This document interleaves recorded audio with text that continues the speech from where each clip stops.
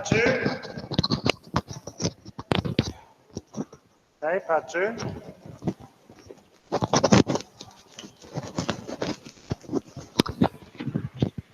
I wanted to explore this question, folks.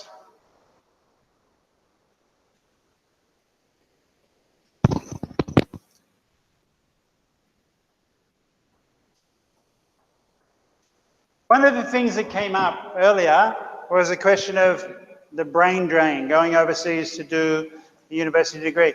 And I wanted to explore this question, and I found that one group, a research group in District 1, the research group in District 1 have been doing research on just this question, or something related to this anyway. It was important because we're also thinking about starting in, we are definitely doing it, we're thinking of how best to start the new BA Media Studies, right? And this group, I found, were doing research on exactly what we want to find out. So I wanted to present their findings. So we're talking about going overseas for PhD research, or we're talking about what it is that graduates in Vietnam want. Not what they need, what they want. Right? Of course, the context of this is there are drawbacks and advantages to going overseas. You go overseas, we talked about this already, right? You go overseas, you get new knowledge and you can bring it back. The drawback is you lose the best years of your best people to the 4 years they go overseas, or 8 years, or however long it takes. Often it takes more than 4 years. Even though they say it's going to be 4 years, very often it takes much more. All right? The prime years as well. The best years of your life, do you want to give them to your country, or do you want to give them to England or America or Australia or whatever? All right, so that's the context. And the issue for universities like ours is what capacity we have to teach here, okay? And this is the research from Social Life Research Group in District 1. Well, they're moving to District 9, but still, they're in District 1 when I picked this stuff up. What are the current capacity numbers? Less than half of teachers in universities in Vietnam hold postgraduate degrees. I don't think that's your experience, right? You're at the best university, so most of your teachers have at least an MA, all right? I don't know for sure. You'll know better than me. Have any of your teachers not had an MA? They've at least got an MA, right? Not many of them have PhDs. In our faculty, only 4 out of 30 have PhDs. Okay, so that's a big thing. Across Vietnam, only 14% in 2012 had PhDs. The aim in 2020 is 35%, and we didn't make it. Did not make it to 35%. So not enough of the teachers have finished their PhDs, whether overseas or here. So there's a big push now to get more university staff to finish their PhDs. The idea is to aim to have 80% of university staff with MAs and 50% with a PhD. That means for our faculty, a really lot more in the next few years. Okay? So there's one issue. But on the other side, right, and that issue, the question of who's going to teach, fits the question of what people want to do, because what people want to do is be taught, and we don't yet have the capacity to do it. The research in social life and some other things I've gathered show increased demand for the doctoral degree because people see teaching as a very compared to other countries, teaching is a well-respected thing in Vietnam. I'm really happy about that. The demographics do show a demand and a need for more trained PhDs. And this group, Social Life, they are independent, and they did this research on the destination aspirations. What is an aspiration? A desire. Where do you want to go? What is your aim, right, in doing a degree?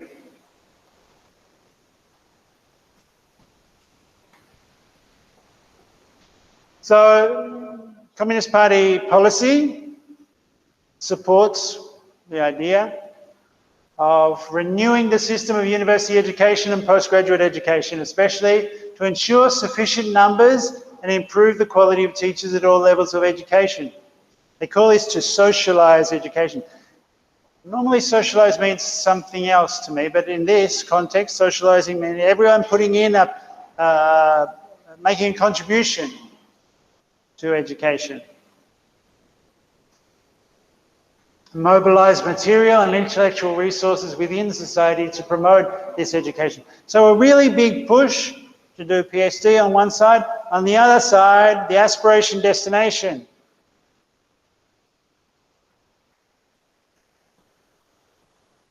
The Minister for Education and Training, Moet. Moet is a lovely name for a government department, don't you think? Moet, M-O-E-T. It's the name of the best champagne you can get. Yeah, Moet, right? It's a nice name for a government. Anyway, Minister of Education and Training, Phung Xuan Na, recently showed that the development of education is a priority for the government. The Vietnamese government has allocated 20% of state budget spending, or 5.8% of national gross domestic product. Now, all right, because of COVID, there's a drop, but so on. It's still a lot of money. A lot of resource will be put to making it possible for there to be sufficient teaching. The question is, what kind of teaching? Because we're going to look next at the aspiration of the students. What do people want to do? And these are copied from the Social Life material. These are, right, aspiration, expected job positions. Now, not you guys, this is school leavers, right? No, sorry, school leavers and first year, so university, not final year yet. And they wanted 17% to go into corporate management, executive, 8.6% to startups, 11% to sales marketing, 20% to administrative, but 41% into research and development. Now, the categories, I asked about this because I thought, really? High school, final year school students and first year students know even what research and development is? And they said, no, we didn't have research and development as a category. We had kind of jobs that are in research and development, like material scientist or whatever. But still, as they classified them, most of the future aspiration is in the area of research, working in new companies, inventing new things. That's what they're excited about. So that's an effect of high school teaching. They've got them interested in science, got them interested in engineering or psychology, and they want to participate further in that, which is a surprise. So we drill a bit further. This graph looks at the areas in which they want to do these career field, right? So you want to work in research and development in the area of production. That would be like new vehicles, new technologies. Only 8.5% in education. So not much in new ways of teaching. 38% in financial and economic services. So a lot of people want to do research in how to make money effectively. Yeah, financial services though, that's a movement of money, right? but 29.7%, so 30% in communication and information technology. That will include social media, that will include the media. That's our target audience. And 10% others. This 30% of people want to work in the area where we can do the BA media, service that, right? At present, BA sociology it sort of services all of them in an abstract way, but not one specifically. So that's pretty interesting. Then social life, talking about expected jobs, they talked about it in terms of desire. These students' desire was to work in research and development. Second choice was administrative and human resource management. And the third choice was corporate management. They said they were surprised at that. They said they're surprised that more people didn't want to manage their own companies or be involved in startups, because they thought the whole thing about the kind of zeitgeist or the spirit of the times was to start up a new business. But that wasn't popular.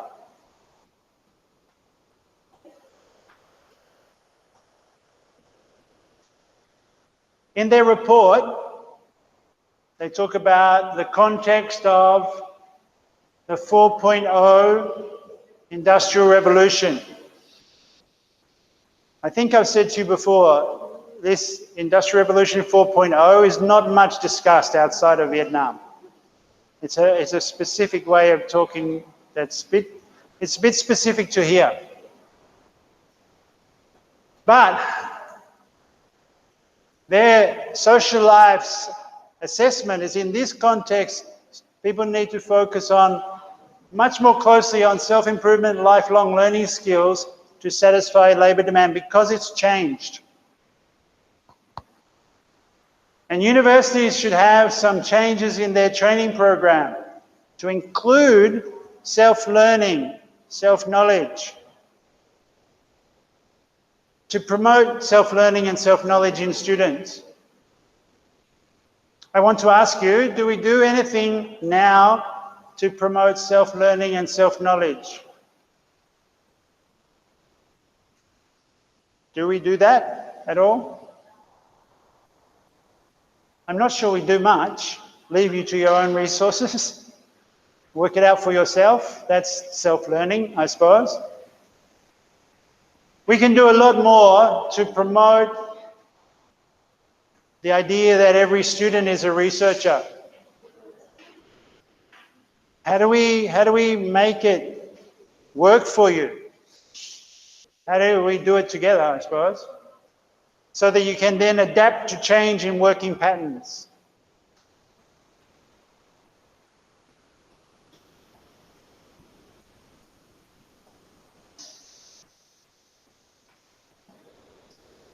Now, this paragraph was the last paragraph on their page 13. Besides, university environments can nurture the freedom of doing research. Do you feel like you have the freedom to do research? That will be my question. Do you have enough time to do research, given the amount of courses and so on? But also the avoidance of market suppression so as to research and create some unique and juvenile initiatives. This is a little bit strange. What is a juvenile initiative? What is a juvenile initiative, do you think? A juvenile initiative, what do you think that is? Okay. University environments can nurture the freedom of doing research and the avoidance of market suppression so as to research and create some unique and juvenile initiatives. They're saying we should do things like have unique and juvenile initiatives. But a juvenile initiative to me that means something childlike. Juvenile means childlike. childlike, like a child. What children do. So how is that research? Okay, that's why I'm getting you to draw maps. Maybe that's what they think. Maybe they think it should be more play.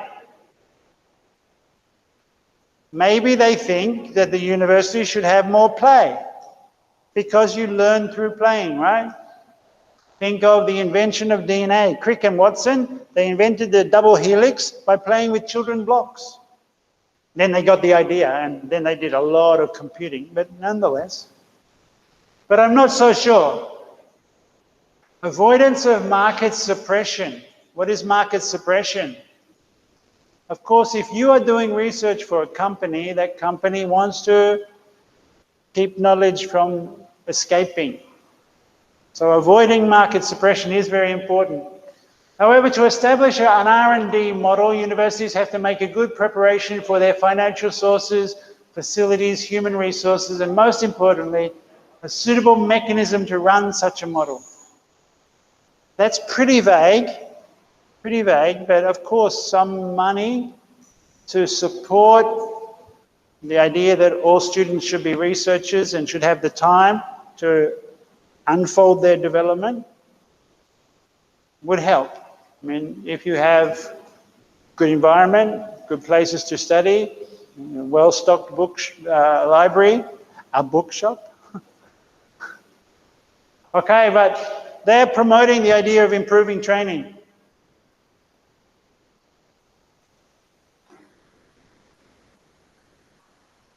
Then they have a list of a shopping list of things that were needed, like demands. The growth of the faculty requires increased numbers of PhDs, right? That's the first one, we already talked about it. At present, we have a small number of PhD candidates and they travel to overseas institutions. So the money that's available needs to be used to keep them here. Because of a false preparation of quality, often going to third tier overseas universities, right? This is an issue.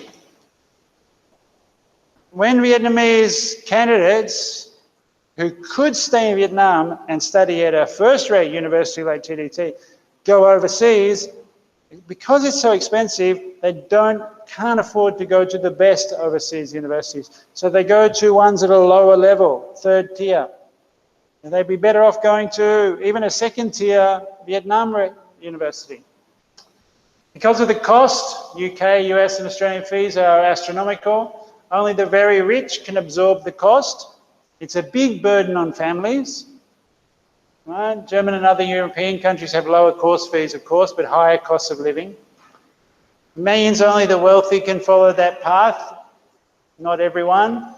Those that follow that path who aren't wealthy, it really is a burden to fund. And we see it on the other side. Students that have taken their parents' money and it wasn't quite enough to live in England are then really stressed. Either they have to get not very well paid part-time jobs, or they just take on the stress in themselves, internally, because they can't disappoint their parents at home, right? It leads to a conflict. The long-term perspective must be to provide education at all levels within Vietnam. We in the faculty have no program for training researchers. And that's what we need, I think.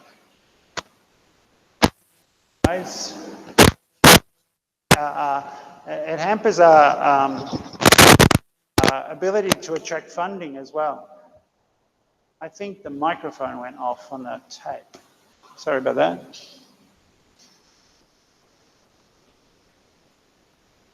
Now, internationalization means globalization. The demand is internationalization itself. But the idea is to make TDT an international place of attraction. Instead of for our staff to want to go elsewhere, we want to attract elsewhere to here. Get them to recognize that this is a place where the discussion is going on. That's why we need to make this debate a public one.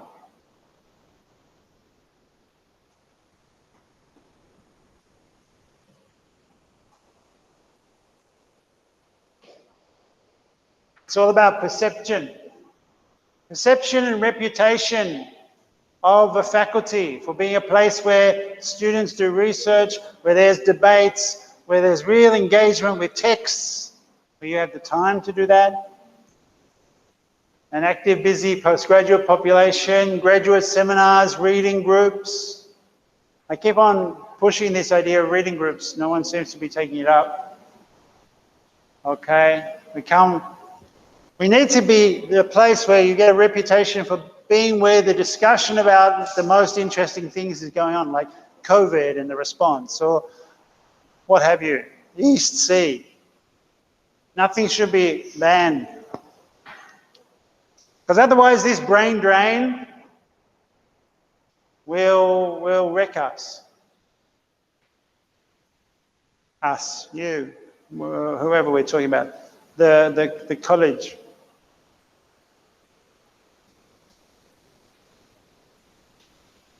So it seems like the middle class is growing in Vietnam, whether that's good or bad, not to say.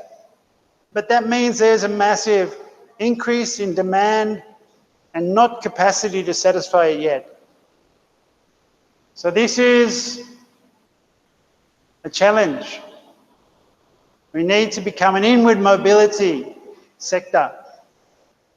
Right? That means attracting people to move inward, not to go out for their degrees, to attract people from there to come in. There's no quick fix, but certainly critical discussion is necessary.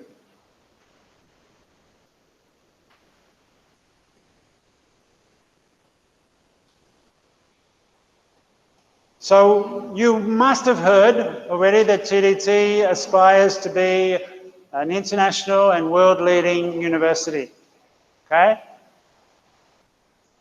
It has a contribution to make in the intellectual, social, and political environment, identity issues, migration, social problems, ecology, environment, family, consumption, workplace issues, all of these topics we teach on. But these things have to become public discussions, and that's really hard. And we need to have a pathway that you see very clearly from undergraduate to MA to PhD to job. It needs to be a career path and a quicker one, not 19 years like we worked out at cost. And that's of importance for this country, but it's importance for the region as well as the world. So social life are really interesting because they're trying to do it independently.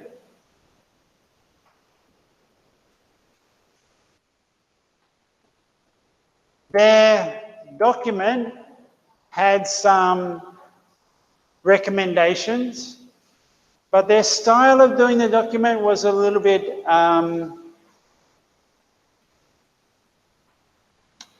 let's say underworked,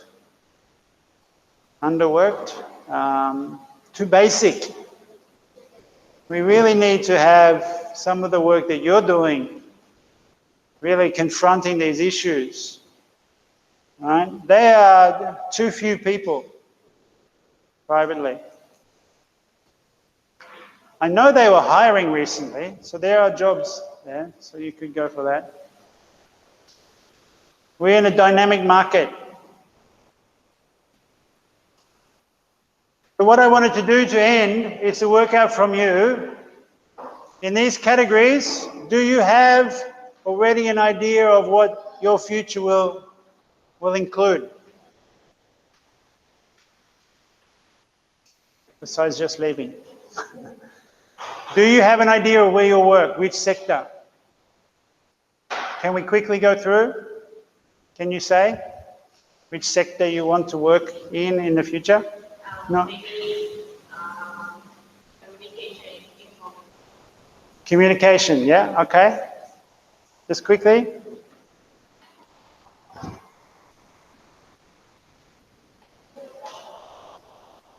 You can think of others. You can be in others, don't forget others. There are many others.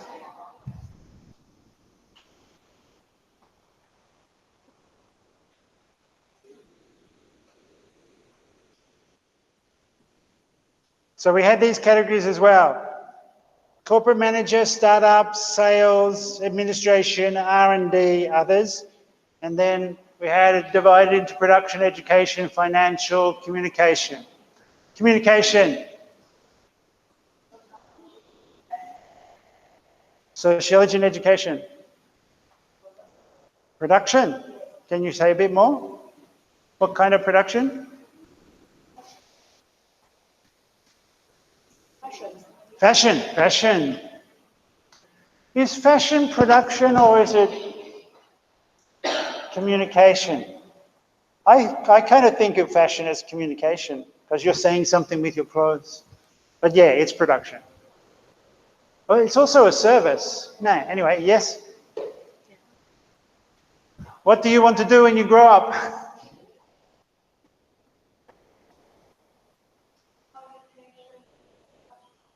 Okay. Finances. Friend. Okay. We need to make friends and keep knowing because somebody got to fund your work. Yes, next.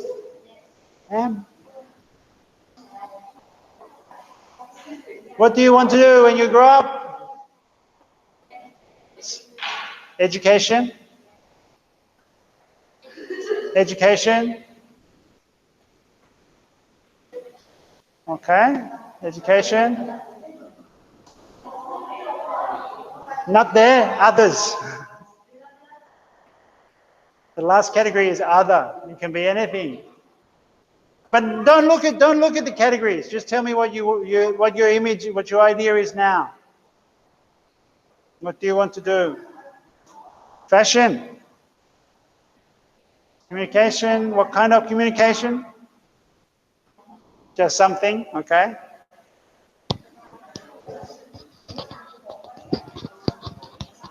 Fashion is in production.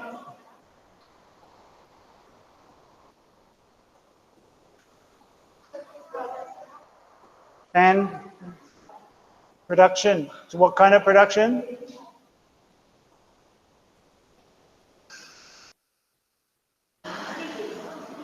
Your education. Teaching, research, teaching children, teaching university.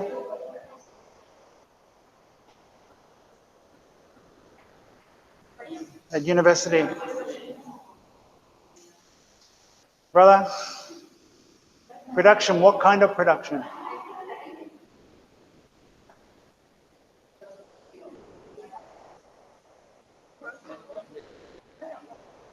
Can't hear. Sorry, I'm a bit deaf. Example, like, I don't know, fashion is production, cars, building materials. You could do so many different things. Science. Okay. Interesting. Just what, 15 people and already in 4 different categories. That's interesting. I don't know whether it tells me anything.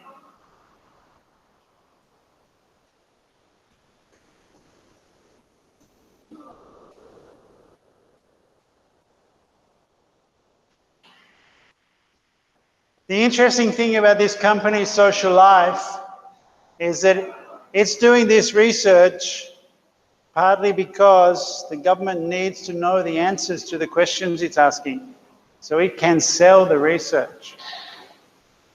That's really an interesting aspect to this. It saw the opportunity to sell some knowledge, and it went out to search for that knowledge.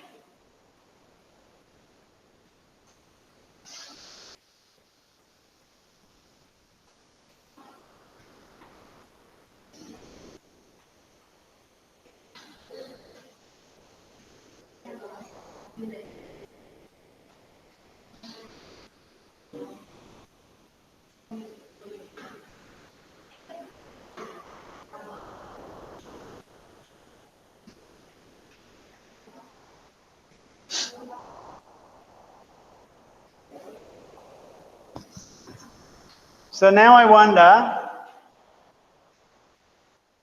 Like, I don't think that your only reason for being at university should be career directed. But now I've asked you about your careers. How many of you think that you're doing the right kinds of things in the BA Sociology for where you want to go?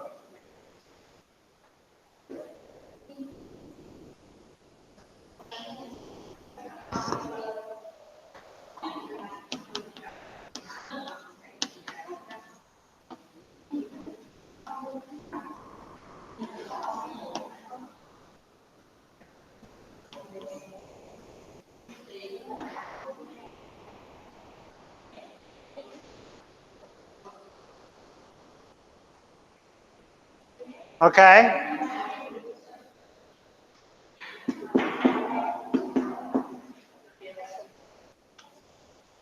How does a BA Sociology help you do fashion?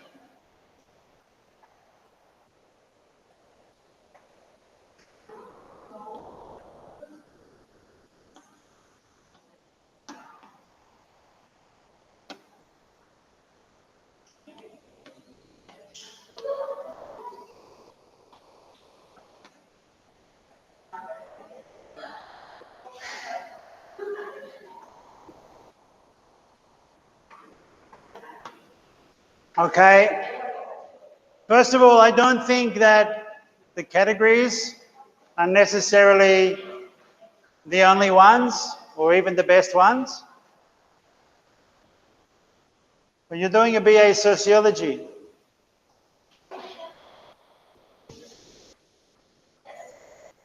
okay, yeah, I can see more immediately how a BA Sociology is important for communication, but for fashion, we also have a fashion degree, right?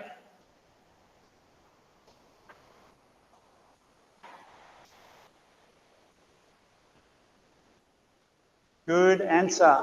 Yes, good answer, correct. Very good answer. That's what we want to hear, but is it true? I mean, yeah, I think actually for all of these,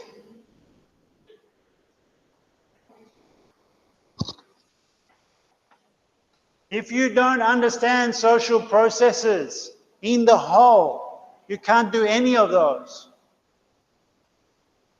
Right, but if we did BA, is it bachelor's degree, Bachelor of Arts or BSc you're doing? What do you call it? Bachelor's of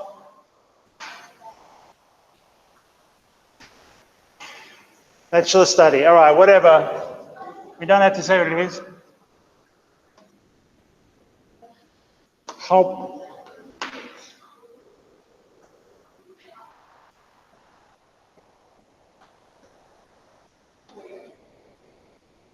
Okay. If I say that sociology degree,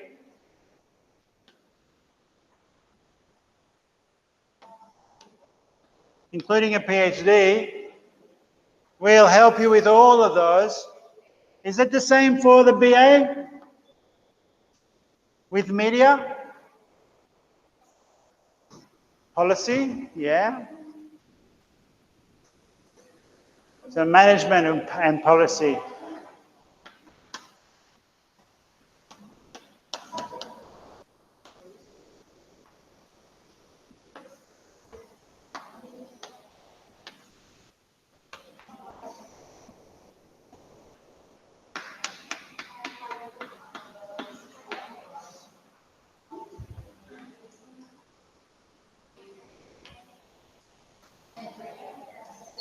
Obviously, communication and media.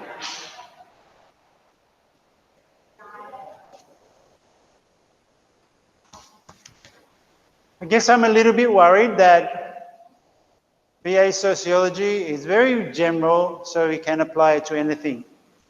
BA Sociology of Media becomes very much more specific. So it might exclude some things like, why would a manager need to, well, maybe policy and company promotion, branding. Sorry?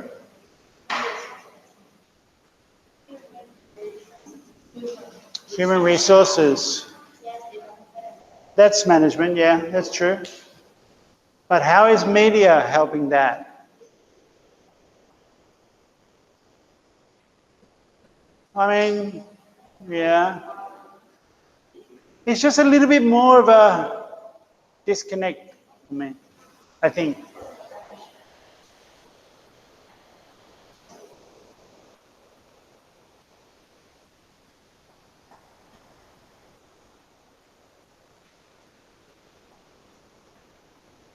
So the other department that the other degree we thought about doing would be anthropology.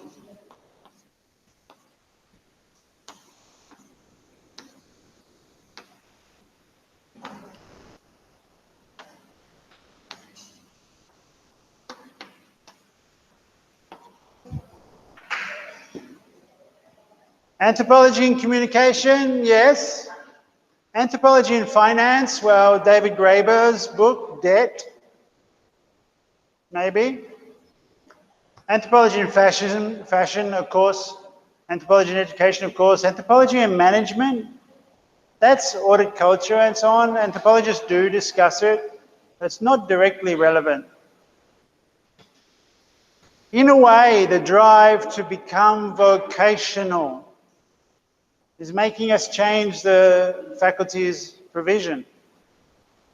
The drive to become vocational, to think about your careers, means they're thinking about changing what we teach. But that's driven by what students want to do.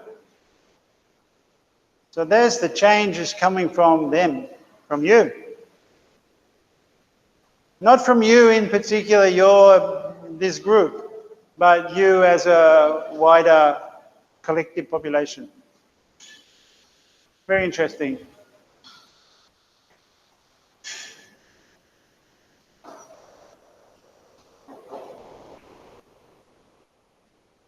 Okay.